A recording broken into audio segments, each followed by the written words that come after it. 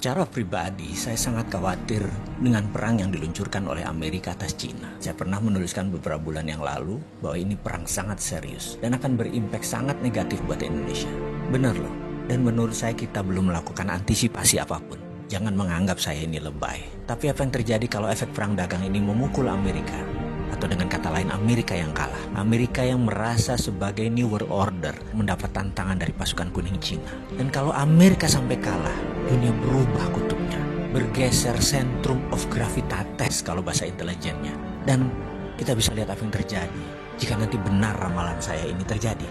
Kita semua tahu menjadi penguasa dunia itu sangat menguntungkan, baik secara ekonomi, apalagi secara politik. Amerika sudah menikmati 70 tahun hingga saat ini, dan sekarang mendapat tantangan dari negara Cina. Mungkin saat ini kekuasaan Amerika tinggal 50% pengaruhnya terhadap dunia. Ada yang menganalisa mungkin lebih kecil, alias Amerika jadi negara sunset, dan Amerika tahu itu. Amerika panik. Saya pernah menulis bahwa Roma, Bizantium, dan Konstantinopel menguasai dunia hampir 1000 tahun. Dalam 1000 tahun itu, Roma ditantang 8 kali oleh kaum barbar versi Roma. Namun akhirnya tumbang juga oleh Genseric. Ini tidak usah saya ceritakan kali ini, tapi saya tulis lengkap di buku hitam. Jangan pernah berkata saya tidak pernah memperingati Anda. Kita balik ke cerita tentang Amerika dan perang dagang dengan Cina. Sekarang belum 100 tahun Amerika sudah mendapatkan tantangan super hebat yang Amerika tidak pernah bayangkan sebelumnya. Secara militer, mungkin Amerika masih mendominasi. Namun secara teknologi, Cina sudah menyamai. Secara perdagangan, Cina sudah menguasai dunia. Secara logistik dan distribusi, Cina yang menang. Uang, Wall Street, Cina punya sendiri. Cina punya Hudsonian New Economic Model. Kalau sosial media atau informasi, apakah Amerika yang pemenangnya? Mungkin di dunia ya saat ini. Tapi di Cina, Amerika tidak bisa sentuh sama sekali. Coba perhatikan list di bawah ini. Cina punya Baidu, yaitu Google-nya Cina. Cina punya Alibaba, yaitu Amazon-nya Cina. Cina punya Didi Sucing, Uber-nya Cina. Weibo adalah Twitter-nya Cina. Renren adalah Facebook-nya Cina. WeChat adalah WA-nya Cina.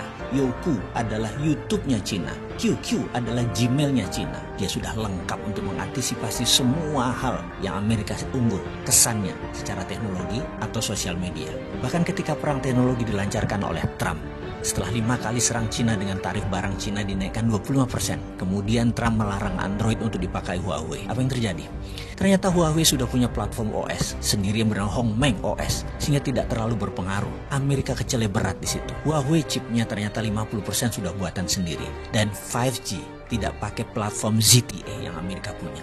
Di sisi bisnis, Huawei sudah dipakai sebagai platform operator telekomunikasi di 100 negara di dunia ini yang membuat Huawei tetap beroperasi sebagai penyedia alat telekomunikasi dunia. Bayangkan, ketika 100 negara tersebut memakai 5G tahun depan ya, apa yang terjadi dengan Amerika? Amerika bisa hilang. Amerika bisa menjadi negara mediocre. Dan itu dimulai tahun depan, tahun 2020. Prediksi saya, yang mudah-mudahan kali ini salah, Amerika akan mengalami inflasi besar di tahun 2020.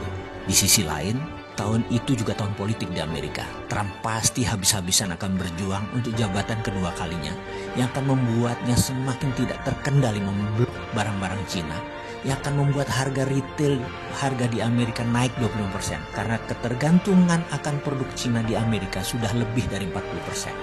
Efeknya, bayangkan di tahun 2021, dunia bisa kena resesi imbas resesinya Amerika. Dan ini bisa memicu sebuah kata bijak. The end of trade war is the beginning of military war. Berakhirnya perang dagang adalah saat dimulainya perang militer.